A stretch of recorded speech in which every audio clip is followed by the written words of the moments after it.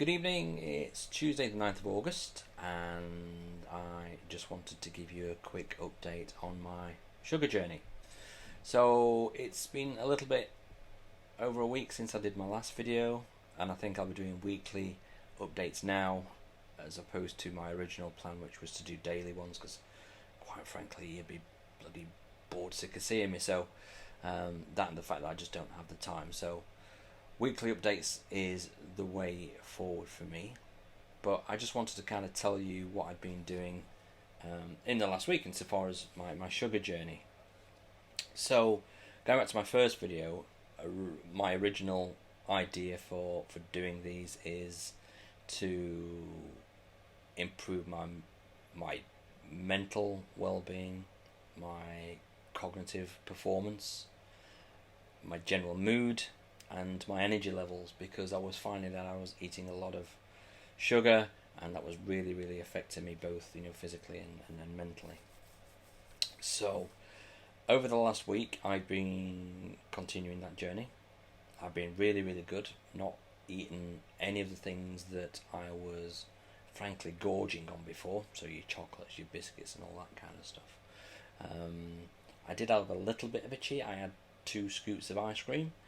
Thankfully it didn't affect me too much, if at all actually, if memory serves. So that's been the only minor blip I would say in the last week or so, or certainly the time that I did the last video. Now that's not to say that I've been an angel, because I haven't. I've still been eating a lot of things that I eventually, and I say eventually over the next couple of weeks, want to cut out of my diet. So all the carby things like pasta and bread and a lot of the other snacks that I suppose I eat that do contain sugar, because lest we forget that sugar's not just in your fizzy drinks, your chocolates, your biscuits, that kind of stuff. Sugar is in pretty much everything. So fruit, vegetables, processed meals, you name it, they all contain one form of sugar or another. Now my aim isn't to cut sugar out of my diet completely, because I'm not a frigging lunatic. I know that's not going to happen, but it is to kind of reduce my sugar intake as much as I can while still enjoying a healthy, balanced diet. And one thing that I do want to do is to start eating again in a way that I did when I did the ketogenic diet about 2 years ago. Because frankly, when I did that, I have never felt so good in my life. Now, I did that diet not because I wanted to lose weight, although that was a happy accident. I think I lost about a stone. I did it because I recognised that I needed to change my lifestyle, because I was feeling all of these things that I've just mentioned, sluggish, etc., blah blah blah. Now, the actual principle, if you like, of the ketogenic diet is that it's based on depleting the body of carbohydrates, which are the body's primary source of energy. And by doing that, you actually force the body to burn off fat reserves to get the energy that it needs. And that's how the weight loss happens. But actually by doing that and reducing carbs, which are still a form of sugar, you are not feeding the body of all the things that kind of give you those unnatural highs, and therefore the slumps, and were making me feel really quite, well, just not very good. So that's the ultimate aim in the next couple of weeks, is to go back to a keto diet. And in the last couple of weeks, I suppose I have been going through a bit of a detox as I've started this journey and continued my journey.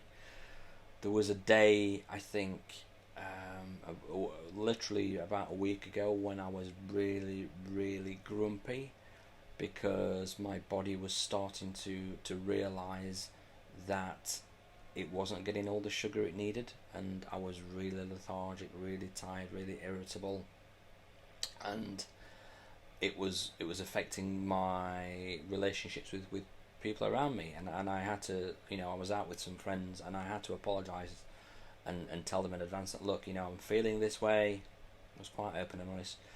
Feeling this way, you know, not making any excuses, but this is the reason why my body's going through a little bit of a detox. Thankfully, that only really lasted a day, but if you're on this journey and you are trying to go through something similar, it's just about understanding and recognising the fact that you are going to have days like that, where your body just thinks, whoa, what the hell's going on here? You know, all of a sudden, you know, you're depleting your body of the things that it's wanted and needed and craved and relied upon to a certain extent, and then you start withdrawing that. And yes, it might take a few days. It took about a week with me, but eventually your body will catch up with itself as it kind of uses the reserves of this stuff that's in your system, and then suddenly there's nothing there, and it goes, what the hell? So that's what happened to me, and like I said, it only lasted a day, so that was good. Since then, I think I've been pretty good in terms of mood. Yes, I felt really tired at times, and that's because I have been eating a lot of carbs. I've been eating a lot of bread and a lot of pasta. I've got some stuff in my fridge and my freezer that I want to get rid of because I don't like throwing food away, and you know, I'm going to finish that, and then that's the point at which I will start my keto diet and start eating lots of meat, lots of fatty foods, cutting down on the carbs, lots of water, special drinks in the morning. We'll talk about that another time, and get back to a place where I was a couple of years ago, where I was functioning on such a high level that, you know, felt amazing, and I've never felt like that in my life. So 51 years old, that was the peak of my mental health, and I want to get back to that because it felt absolutely amazing. So yeah, that's it, just a quick update. That's where I'm at. I'll do another update next week, and I'll let you know what happens. So if you're on this journey with me, or if you're going through some kind of withdrawal from any other kind of addiction, sending you lots of love and hugs, and wishing you all the best. And remember, we've got this. Alright? See you soon.